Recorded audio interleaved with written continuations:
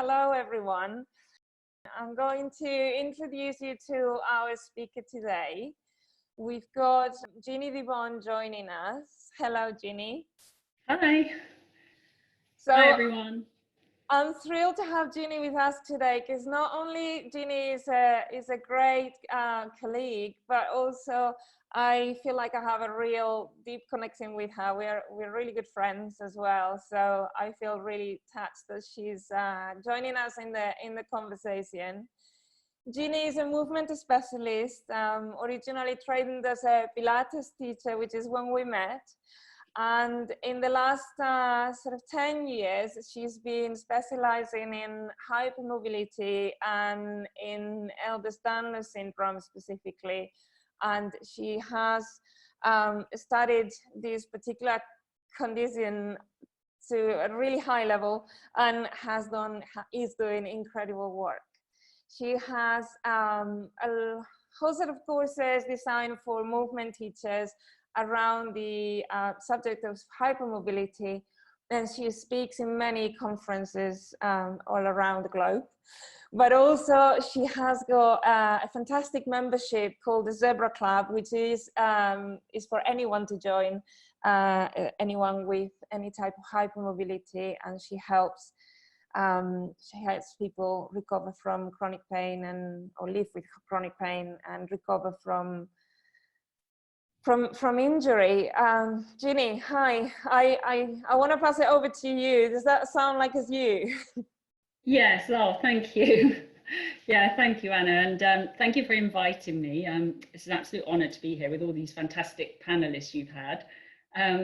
Yes, that did sound like me, and I just wanted to add, just to make people aware from the start, that I also have hypermobile Ehlers-Danlos Syndrome. So we'll come on to that in a little bit more detail, but I want to kind of bring those two together, how my study of anatomy has really come to help dealing with EDS, as it's known, and helping people who live with EDS. So yeah, so thank you for that introduction. That was really, really great. It's great to have you. And it's such a great topic, because when you asked me and you started doing these webinars, the question was really kind of stimulating, because it's not something you really think about, because your journey kind of evolves, and it's not something I've really sat down and pinpointed those different parts of the journey. So I'm really sort of excited to share my journey with anatomy and see if it resonates with any of the other teachers out there. I guess I'll start at the beginning. So I qualified in 2008 to become a maths teacher. And I think, well, I'm assuming, but like many teachers, the anatomy training I received then was, I guess you would call it two-dimensional. So we were given a book, I think it was called The Concise Book of Muscles, and we were sent away and we had to learn. I knew every muscle in the book, I knew every function, I knew where it attached, I knew everything, all the bones, everything. And I did my anatomy exam to become a teacher, and I think I got something ridiculous like 98% in my exam. So I left that feeling, you know, pretty confident. I had 98%, I knew all the muscles, I knew what they did, this was going to be fantastic. But then of course you get into the real world, and I set up my mat classes, and all of a sudden you've got a room full of 8 to 10 people on a mat moving, and like your question is whether anatomy is useful or relevant to a movement teacher. At that point, as a newly qualified teacher, having 10 people with different issues, all moving differently, it was like, there was no way I could sit there and think, okay, what muscle is that? Well, it just wasn't practical. Is that the biceps? Is that the psoas? What's that? Is that the QL? You don't have time to sit there and think about all this information you've got in your head about muscles and these individual muscles and where they are in the body. It was like, I've got these people and they're moving, and why are they moving like that? I was told that this muscle did this. Why is that happening? So I learned pretty early on that the knowledge that I had wasn't really practical, as it were, in the real world. And I kind of frustrated me, and I'm a very curious person. So I was like, I want to know why that's happening. Why does that person move like that? Why does that hurt that person? How come that person can do that, but that person can't? So I had to learn more. So pretty soon after that, I went to train with Polestar Pilates. And obviously that's where we met. And I met some fabulous educators at Polestar and mentors. And obviously you were one of my mentors. So learned an awful lot from you at the time as well, Anna. So thank you for your part in my journey, which was, you know, fantastic. So Polestar was a big turning point for me. But the problem was that the more I learned, the more I realized what I didn't know. So Polestar gave me a whole new level of understanding, but it made me more curious. So you kind of realize what you don't know. And so this sort of world was opening up that I didn't know enough about. And I obviously wanted to be the best teacher that I could be. And that's when I embarked, probably it was in 2014, 2013, a 9-month anatomy course. So pretty in-depth anatomy training. And that's when things really started to change. So I think initially I would say that the training, I think it's important. Obviously, we need to know where things are in the body. You know, it's useful information. So, you know, very essential. But I kind of think it's back to front, and I'll kind of explain why I think that when we get further on. But so yeah, I did this anatomy training, and I started to learn about this thing called fascia. And it was like, this is getting interesting. And, you know, things started to kind of fit together a little bit more, and absolutely loved everything about it. And so light bulbs were going off, things were changing. But I think the thing that really, really changed my whole perspective, I took that anatomy training and I did a week-long dissection course with Julian Baker.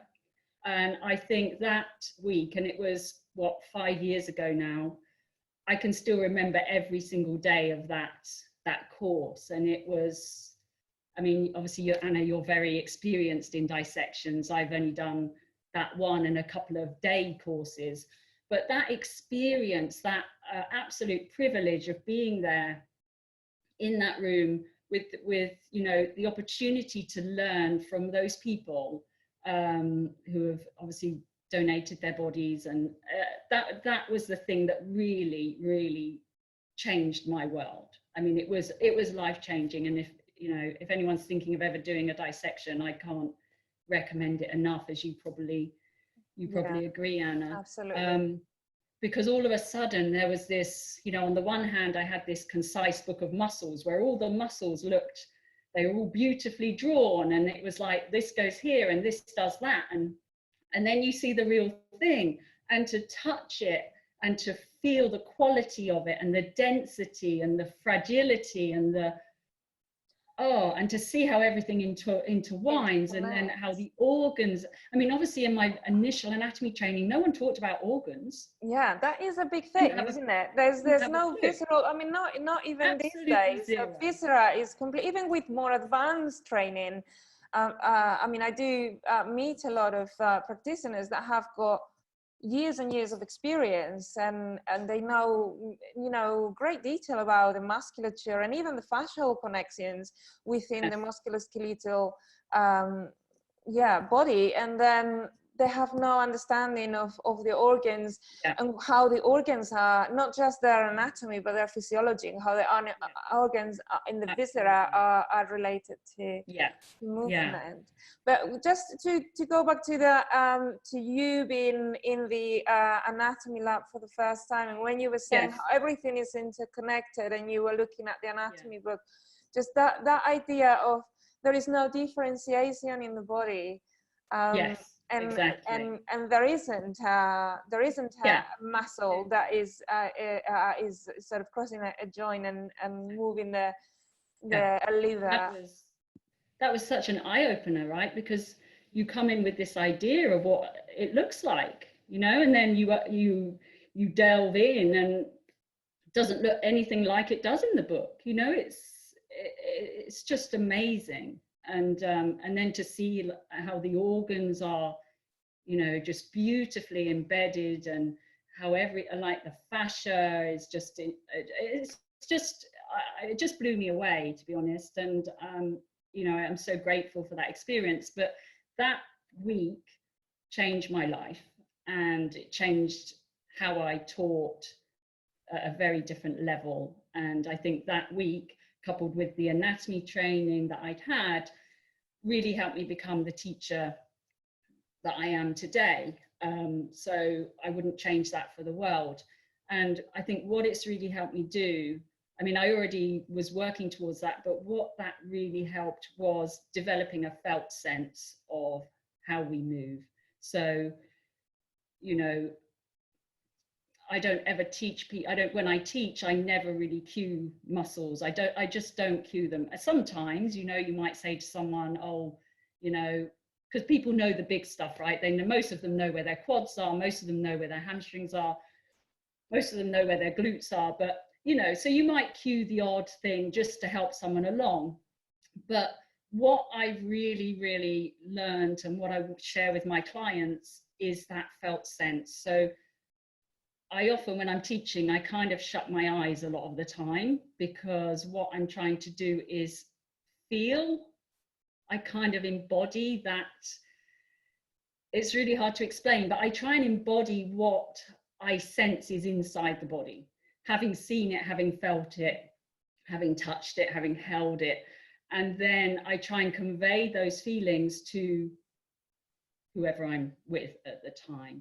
And I found that because, and I think I'm right in saying that the body has, we have no concept of what a muscle is. So we know intellectually what a bicep or a tricep is, but our sensory body doesn't really understand, doesn't have any, it doesn't know what that is, but it knows what a sense feels like. It knows what it feels like to move a certain way or to engage a certain way. But to cue someone, oh, engage your bicep, engage your whatever, the brain doesn't really work like that. And I didn't find that particularly useful in my original training. It doesn't really work like that, does it? No, that's not how we move. We move how we move, something else. What you know, what moves us is not.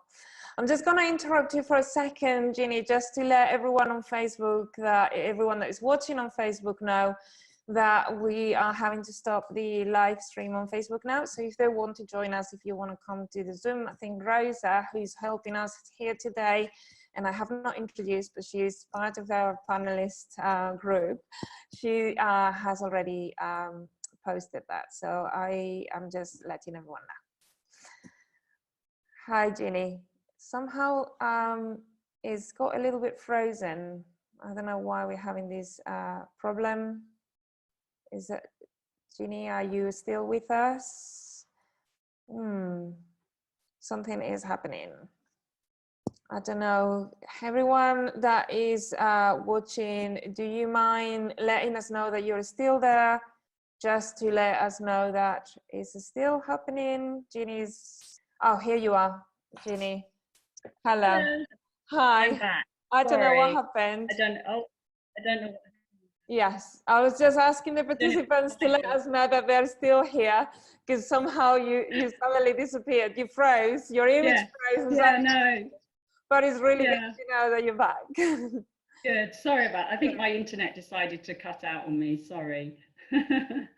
So you were telling us about how your study of anatomy had increased your felt sense, which I think is a really interesting thing to hear, because this is one of the things that sort of incited me to go into this conversation with other practitioners and other movement teachers, because we have heard from some of the other participants from some of the other panelists in this webinar series of how there is a feeling, and it seems to be a common feeling to many people, that anatomy actually gets in the way of their felt sense. And I think one important thing that you have shared, which I really echo with and I really resonate with, is it depends, from your experience of how you have come to study anatomy from two different ways. One more sort of we could say, mechanistic, disembodied, two-dimensional way of looking at anatomy as a naming of parts that leads us to a disembodied experience, which does get in the way of the felt sense. Therefore, of course, it gets in the way of movement, because movement does not come from a mechanistic place, and we do not actually create messages from our brain to our muscles. You know, it's an afferent and efferent relationship that we have through our nervous system. Absolutely, yeah. So I think it's really important and really interesting what you've shared of how you have experienced anatomy from those two places, but actually there is a way of studying anatomy that you have experienced that has not only informed your understanding and your recognition of landmarks and you know, even the way things move, but also your felt sense. So yeah, Absolutely, yeah. And that's what I meant when I said it's almost like it needs to be the other way round, because, and I think maybe starting, because when I understood about the fascia and that level, it's almost like you need to start from the inside out and sort of understand that before you get into the detail of maybe knowing where the muscles are and their names. Having just that list of muscles and their names, I didn't think was particularly useful. I think there has to be more. There has to be more in our anatomy training for teachers than just a list of muscles and their insertion points. I don't think I've not even referred to that in my teaching in all these, you know, in over 10 years, to remember where a muscle is inserted. I mean, it's just not, I don't know, it's just not something I've ever thought about ever again. Yeah. I passed the exam and that was kind of, you know, okay. It's an interesting process. It's interesting information. It It's a bit like learning, and I see it a little bit like learning a map. For me, it's a bit like learning a map by heart, you know, so that when I do often say this, like learning the map of Scotland off by heart, so that when you go to Scotland, you don't take the map, you just have that Google Maps in your head. But that doesn't necessarily mean that the map reflects what Scotland looks like, because actually when you get there, you see the rivers and you hear the birds and you feel you feel how cold and rainy, and you sort of get beaches experience, and then you never forget Scotland again.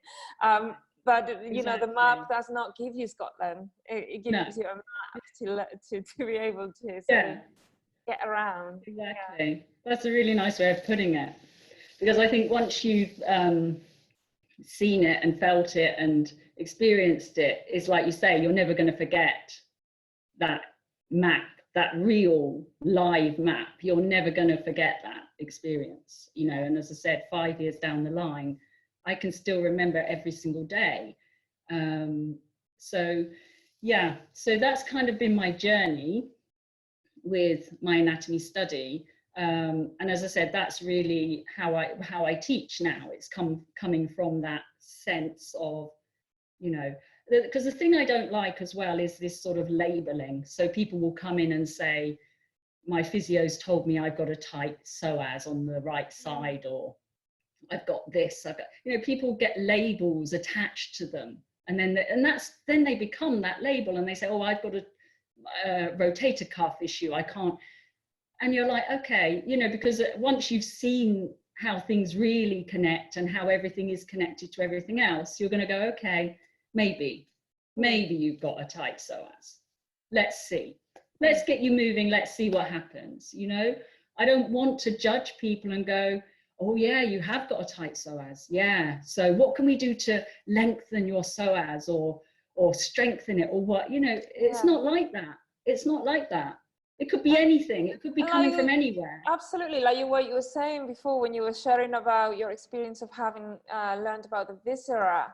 And this is the thing that has come up before in another of the webinars, this conversation around the psoas and having a tight psoas. And what does this really mean when, in fact, you know, is it the psoas, or is it, you know, is it the renal fascia in front of the psoas? Is it something to do with breath, and or is it something to do with the root of the mesentery, which connects into the intestine? How can I pinpoint the psoas and say, hey, Exactly. you, I take you to jail now, is you who are the... You're never going to know. You know, as my internet might drop out again. I apologize for this, sorry. We're never going to know unless you know, we're just never going to know, but it's our job to get people moving, right? We're not there to diagnose what I'm looking for, because a lot of my clients are obviously coming to me in pain. Yeah. So one of the features of EDS, of Ehlers-Danlos, unfortunately, is that people have widespread chronic pain. So people come to me, they're already in pain.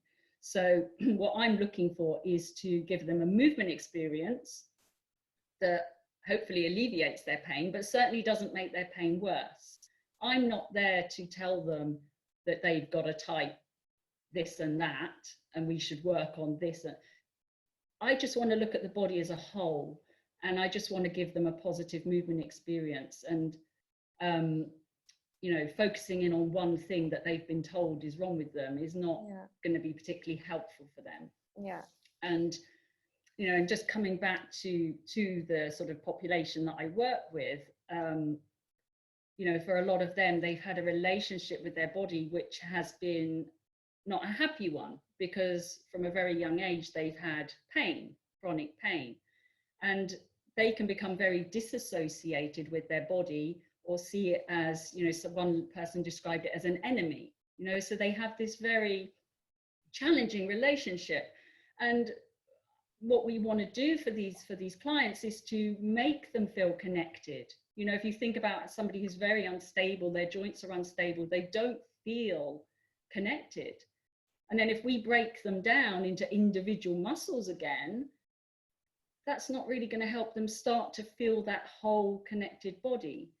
And that's what we need as someone who has EDS. We need to feel that felt sense. And so that's what I try and pass on to my clients is, can I get them to actually feel their body in a positive way?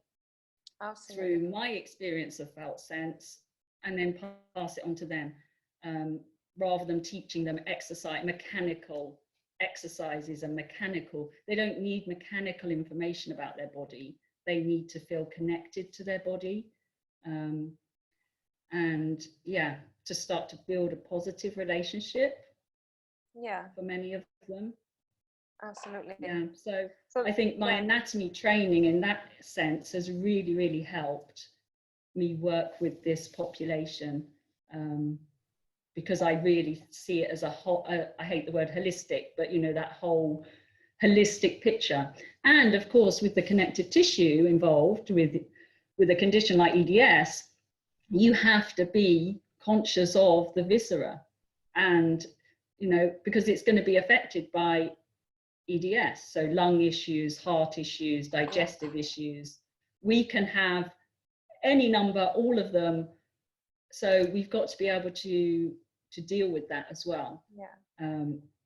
And I think if you don't understand... Can I ask the attendees, so those people that are actually watching live, if you don't mind on the chat, if you want to share any thoughts around viscera, because this is, for me personally, is a quest that I have on of bringing the viscera to the movement world, and bringing the importance of, you know, when people are talking even within the fascia world, I see a lot of talking about deep fascia, talking about, and where are the viscera? The visceral fascia tends to be taken away, perhaps because it's a little bit more complicated, a little bit more mysterious. I don't know. Those of you, if you want to put something on the chat, that will be interesting. But like you say, you know, you focused on the study of one pathology, and that has got implications in the visceral space as well, you know. So it's hugely important to be able to understand what's happening within those systems, perhaps not only just anatomically, also the physiology. Is that what you was? Absolutely. And so, you know, I'm obviously lucky enough to be a speaker for the EDS Society, and I get to spend a lot of time with the experts as well, who deal with digestive systems, lung systems, and so I can obviously gather as much information as I can from these experts and speak to them one-to-one, and I can really take that information. So taking that information from, you know, the specialists, as it were, in their different areas, and seeing how I can apply that to movement. You know, for example, I don't know, say in EDS, gut motility is often an issue, that things don't travel as quickly as they should through the gut because the connective tissue isn't weak, is weak. So it doesn't cause enough contractions to push the food through the gut. And so how is that going to affect someone's movement? You know, it has a huge implication for their movement and their pain, obviously, as well. So what can we do to help with an issue like that? And so if you're not thinking about those interactions, I think, you know, you're missing a trick, maybe.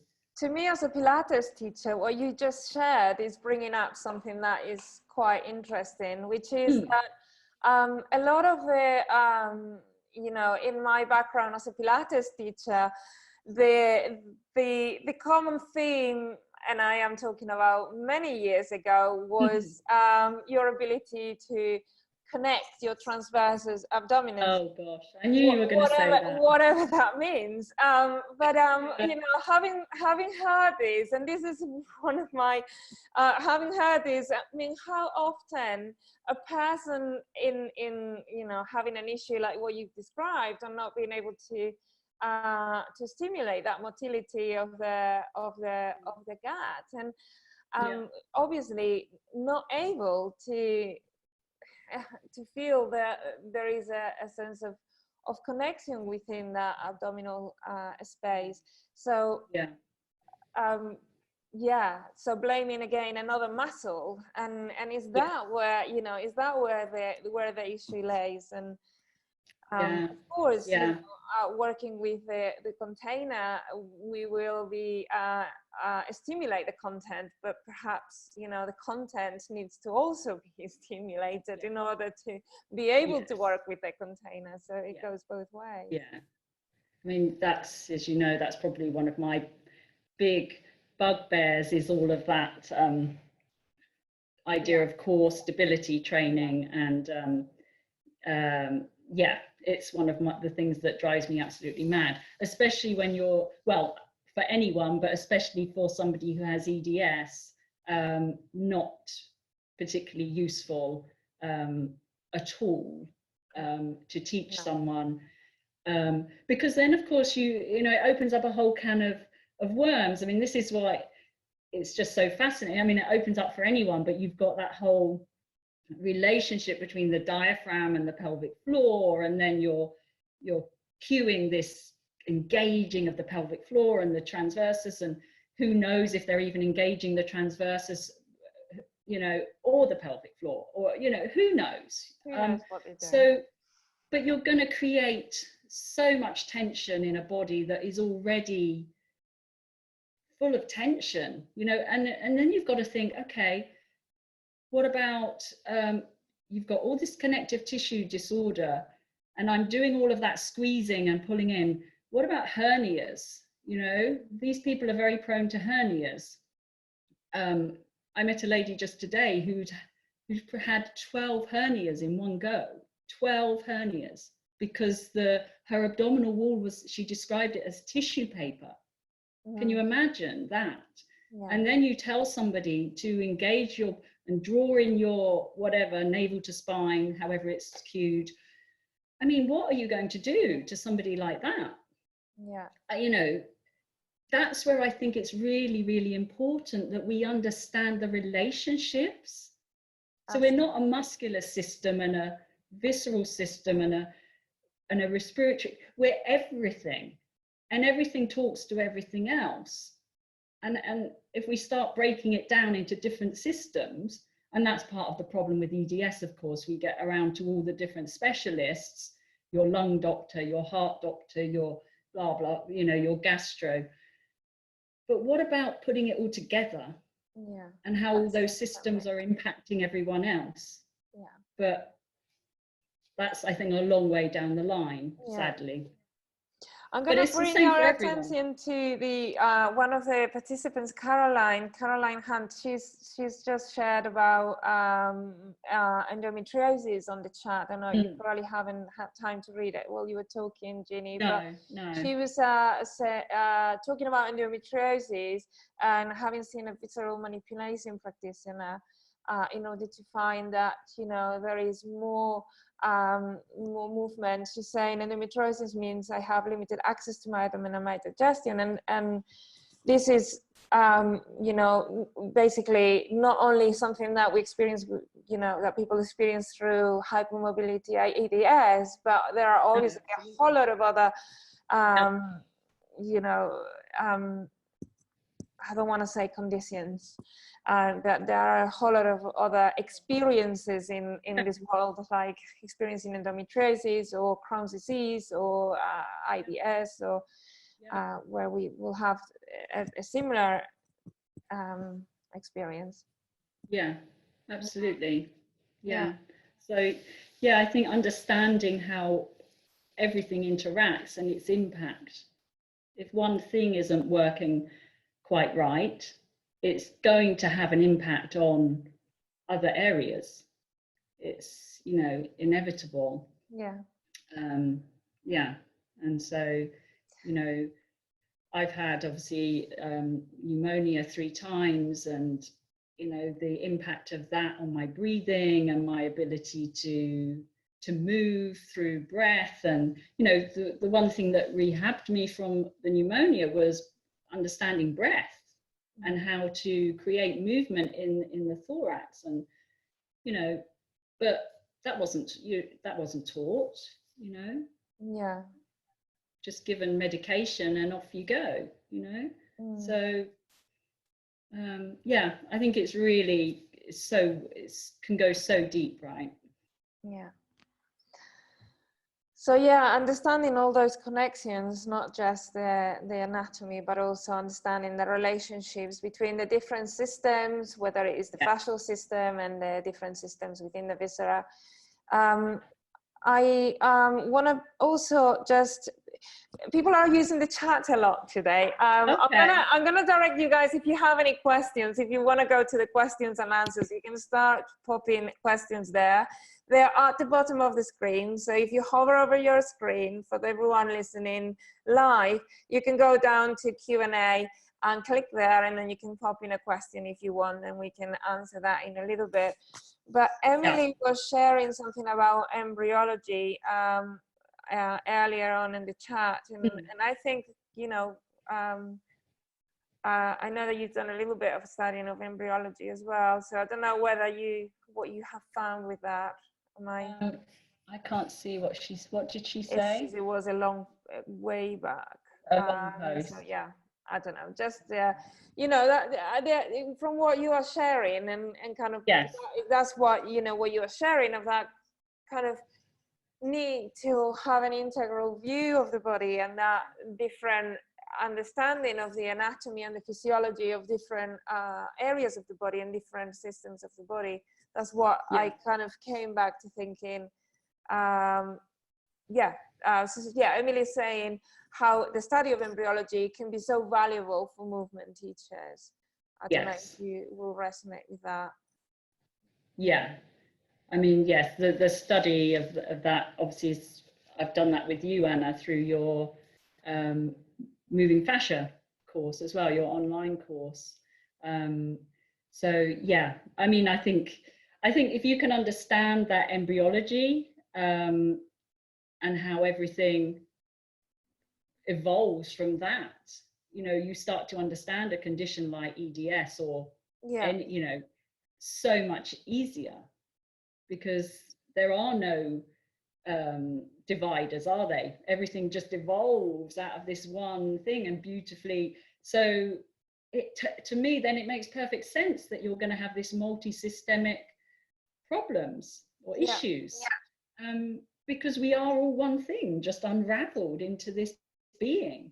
So yeah, I totally agree. I think, you know, if you can get that, everything else falls into place.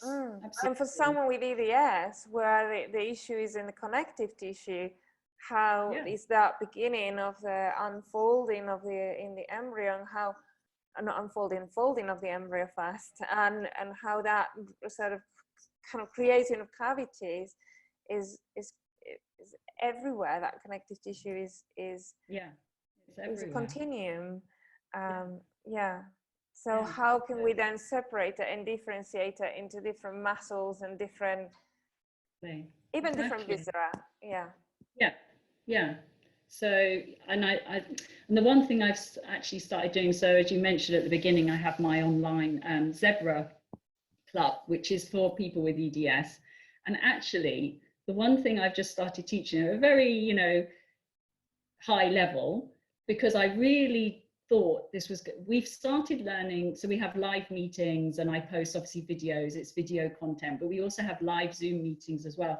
And the one thing we've started discussing, all the members come online, is fascia at a very high level, because they've, like most, you know, don't know much about it, haven't heard of it. And for them to understand very basic workings of how fascia might work, in particular to the chronic pain, so how you get your torsions and how things can pull on other things. And for them, it's been transformational, because they start to really understand it. It's like a light bulb moment. They're like, so that's why this happens. You know, why am I getting, my pelvis is being torsioned one way? And it's really interesting. So taking that knowledge and helping people understand, because the problem we have is that, as we said, you get individual doctors, and you go to a physio and they literally will say to you, you know, imagine if you've got pain all over your body and you go to a physio and they say, okay, we've got 20 minutes, I can deal with one body part. What's your most pressing issue? And you go, well, it's everything. I've got a hip, a shoulder, a back, a neck. And they go, sorry, I can deal with one thing. How, that's not really helping. I mean, it's better than nothing, obviously, but, and then for them to understand how fascia can kind of brings their body together, it's been really, really useful for them. So, you know, again, I'm kind of helping them along with their own understanding of their body so that they can move better as well. They can get more fluid movements. That's really interesting. That you know, really great work that through their understanding, you know, you are actually teaching them anatomy. And just to make clear for anyone listening, these are people that are not teachers. They are not necessarily, some of them might be teachers, but you know, people that are coming in because of having chronic pain. So that actually by giving them the ability to learn some anatomy, you are finding that they're able to step into their own health. I think it's really beautiful that you are teaching them about the fascial body and that whole systemic sort of integral connective tissue being, and you are in a way kind of giving them a sense of, here you are, I see you as a whole being, rather than I see your ankle injury and then I see your completely disjointed, everything is disjointed, there is no connection. Exactly. And I think that's huge. It's huge for them. It's transformational because they've never thought of the body like that.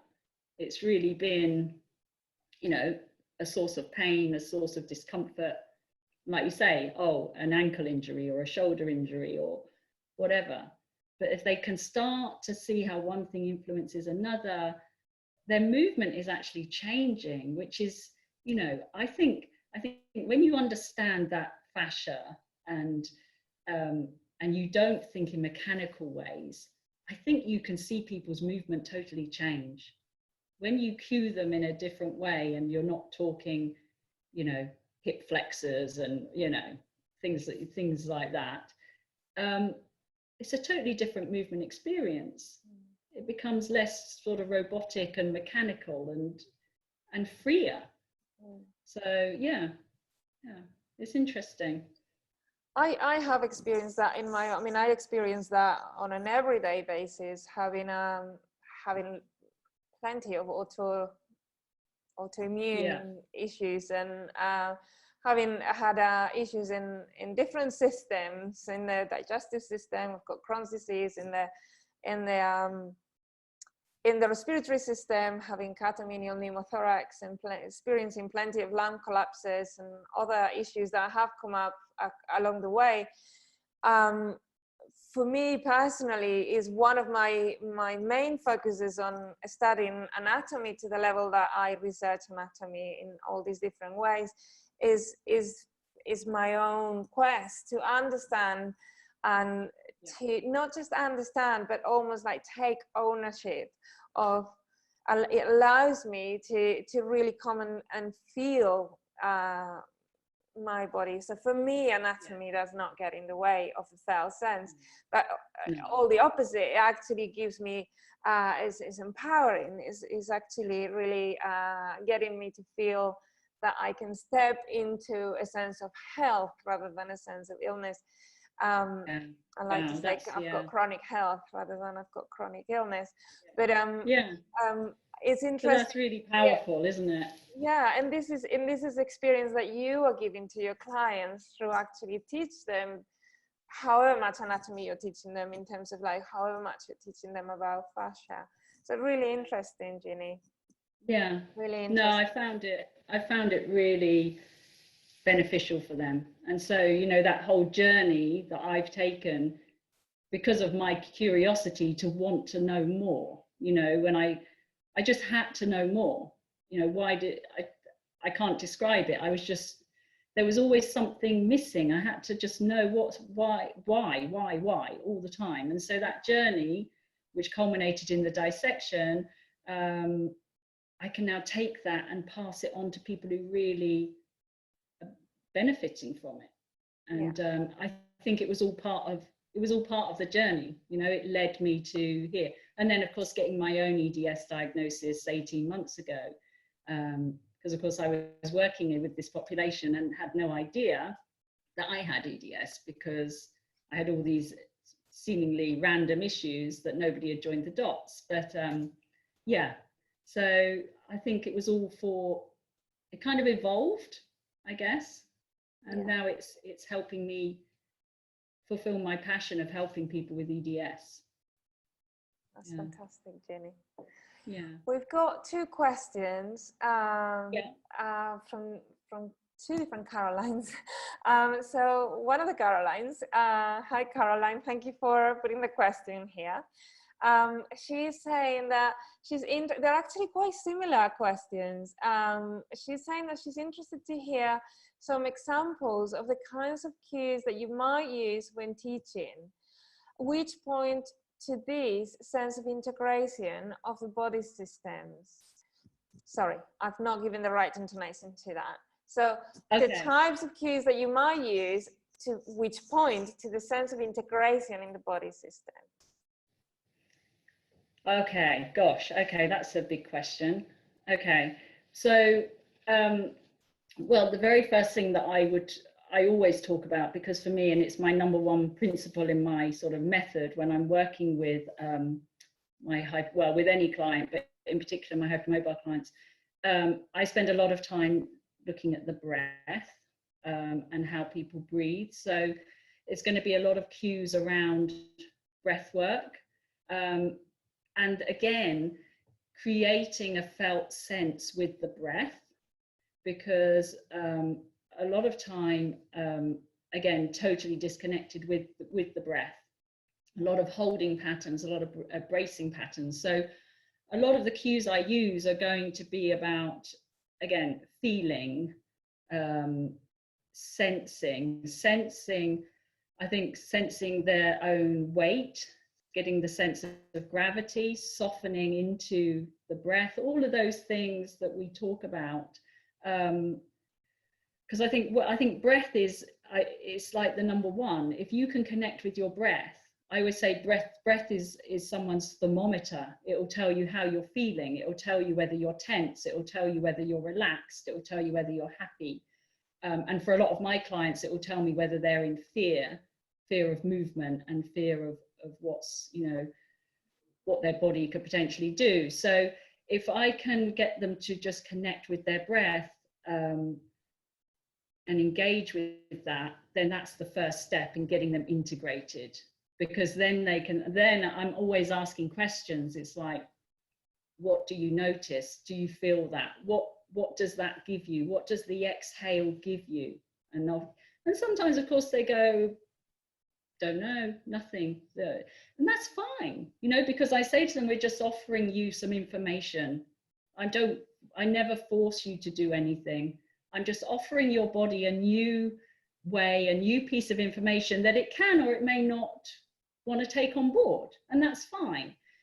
So it's kind of inviting people to explore things. So definitely starting with the breath. And when we've got the breath going, then we can start to move. But the movement comes from the breath. So they have to get that first before we even start moving. So breath first, movement second.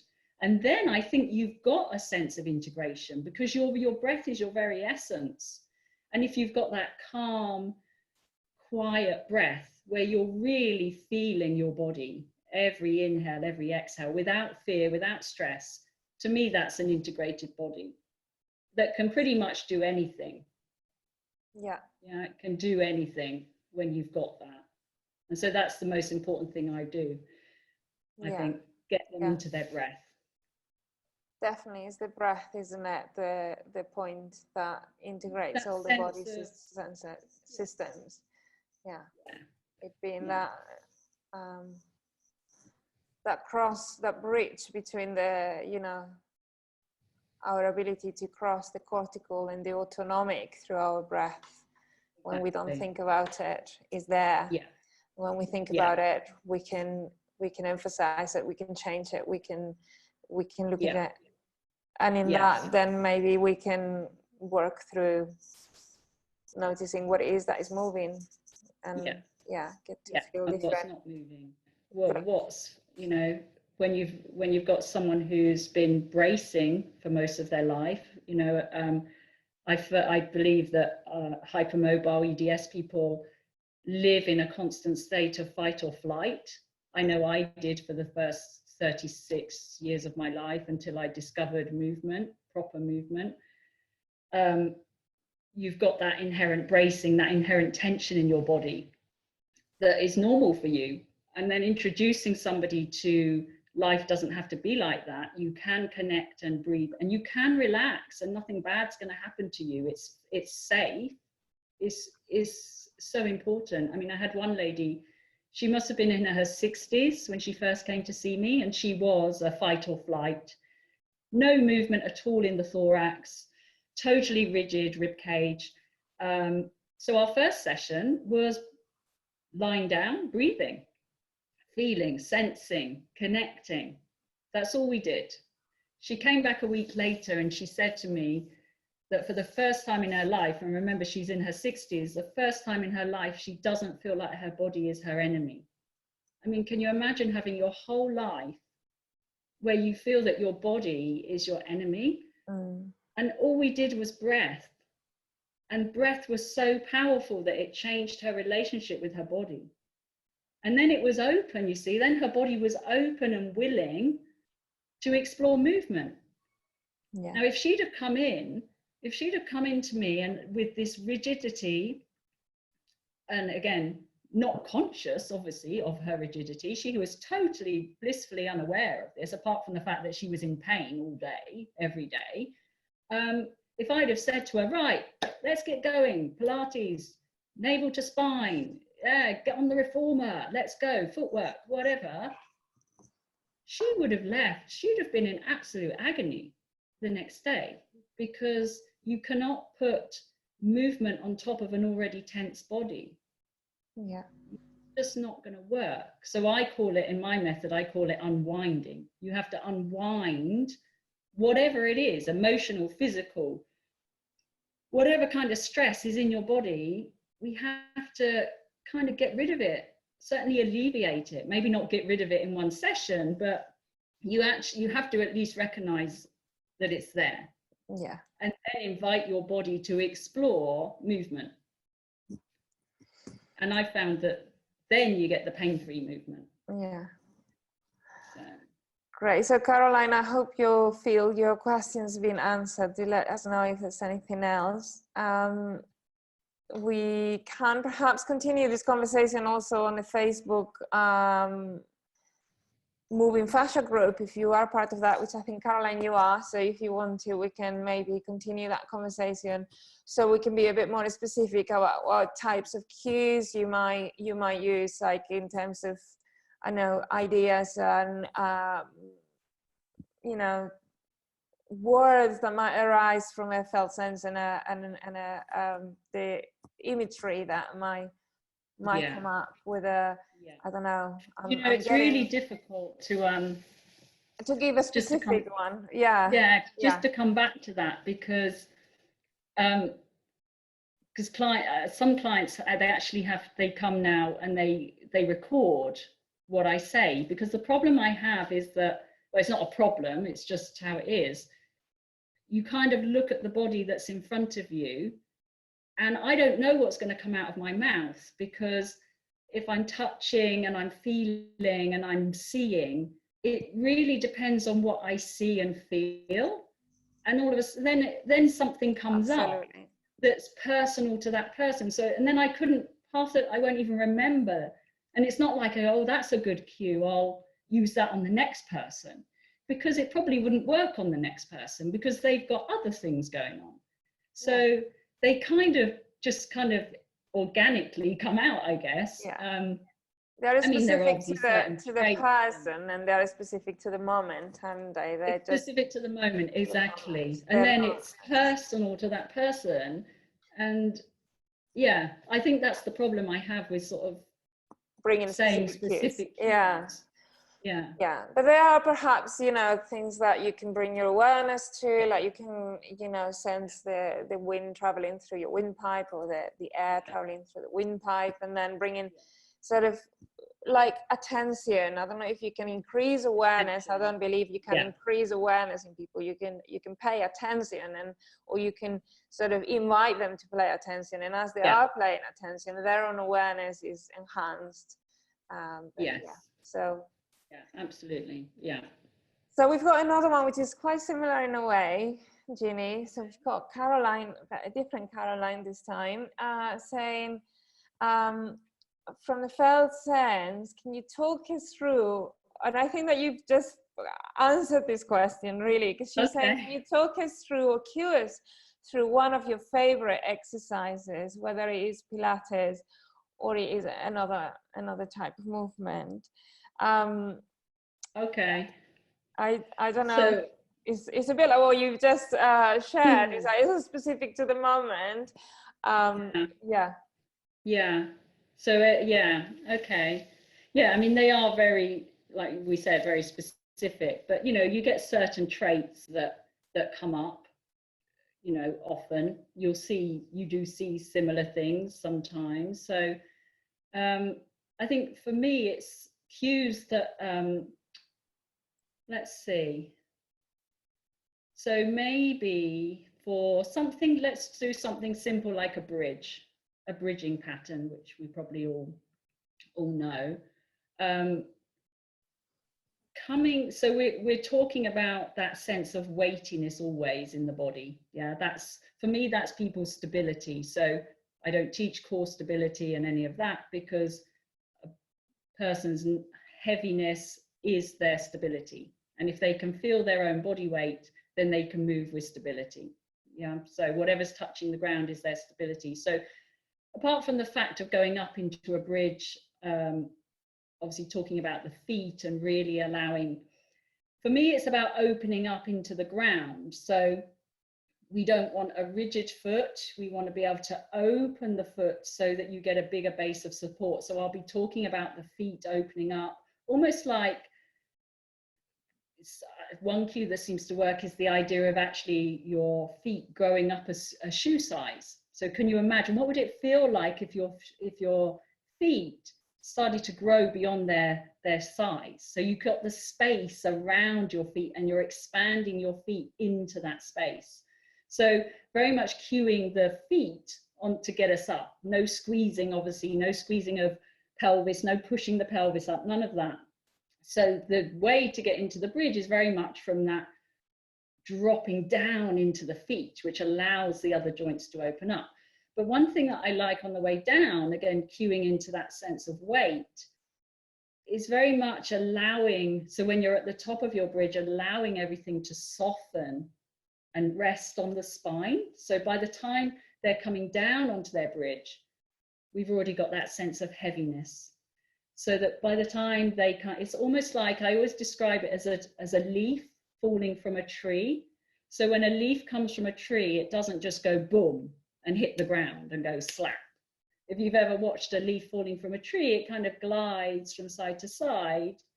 And then when it hits the ground, it kind of settles into the ground, and the leaf kind of spreads out. It doesn't just stop. And I think that's kind of what we're looking for, that softening down, not necessarily side to side, just coming down. And when the spine hits the ground, it kind of settles and takes on that weightiness, and then it spreads out. And I think that idea of spreading out is really, really essential to that sense of stability. So yeah, that's kind of one exercise that just came to mind. But yeah, use of imagery that people can understand. So, you know, a leaf, something that people can actually picture, and then you can kind of sense it, can't you? If you've got an idea of something that's quite common to us, like a tree or whatever, you can sense it. And so, yeah, that's just one idea. That is lovely. That's really lovely. And you're getting a comment here now from Caroline saying that that she's read both your books. Oh, thank you, Caroline. We haven't mentioned that you have written 2 books, one called Pilates Without Tears, and the other one called Hypermobility Without Tears. Yes. Yeah, there's definitely hypermobility without tears, because some hypermobile people, they say, is that hypermobility without tears? As in tears. As well. Like when it first came out, it was like, what do you mean, hypermobility without tearing? And I'm like, no, tears, as in no pain. Let's not cry. So I just thought that was so funny that the hypermobile community would think instantly of tears. Absolutely, straight away. Let's not break anything. No, definitely not that. But hopefully that doesn't happen either. But it's supposed to be tears. That's great. So for those of you attending, Rosa has put a link on the comments to both of your books, so that they can to Pilates Without Tears. Yeah. So yeah. Yeah.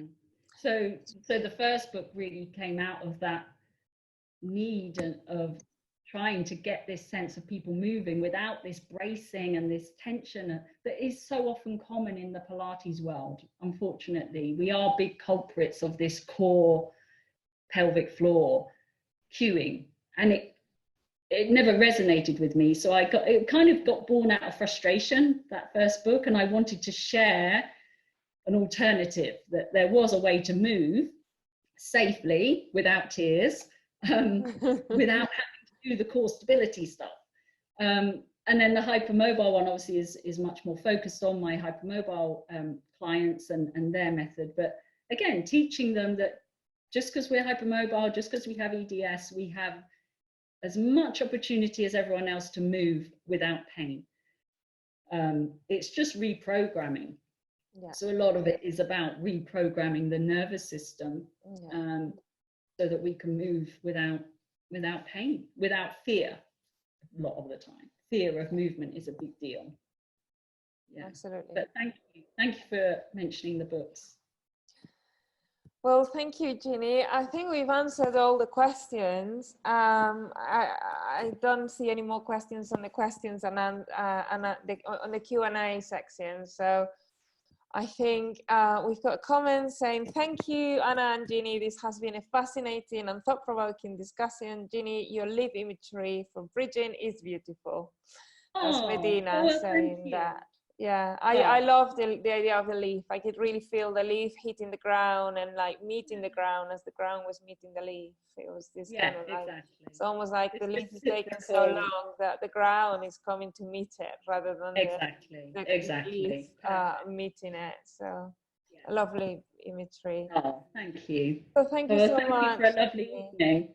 It's been great. I could talk for hours. I could keep going. I told you I could keep going for hours. So and we do, don't we? We do talk for hours. We do, don't we? We do meet hours. and like and eat and talk non-stop.